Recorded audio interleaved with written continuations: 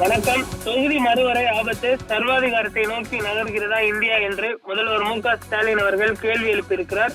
தென்றலாக இருக்கும் தெற்கை புயலாக மாற்றாதீர்கள். தென்னக மக்களின் நியாயமான கேள்விகளுக்கு பிரதமர் மோடி அவர்கள் பதிலளித்தே தீர வேண்டும். தொகுதி மறுவரையை எப்படி நடத்தப் போகிறார்கள் என வெளிப்படையாக அறிவிக்காமல் ஒன்றிய பாஜக அரசு இதுவரை ரகசியம் காப்பது ஏன்? 2001 முன்னாள் பிரதமர் வாஜ்பாய் அவர்கள் அடுத்த 25 ஆண்டுகளுக்கு தொகுதி மறுவரையை ஒத்திவைத்ததை போல பிரதமர் மோடி அவர்களும் செய்ய வேண்டும் என தென் மாநிலங்கள் முன்வைத்த நியாயமான கோரிக்கைக்கு பிரதமர் அவர்களின் பதில் என்ன?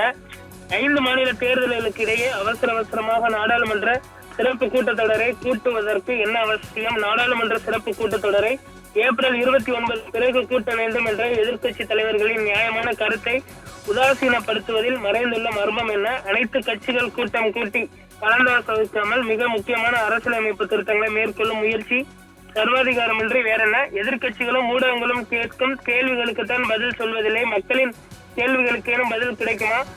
தென் மாநிலங்களின் உரிமைகளை உலை வைத்து வழக்குக்கு வலிமை வாரி வழங்கும் ஒன்றிய பாஜக அரசின் செயல்களை திமுக பார்த்து கொண்டு சும்மா இருக்காது.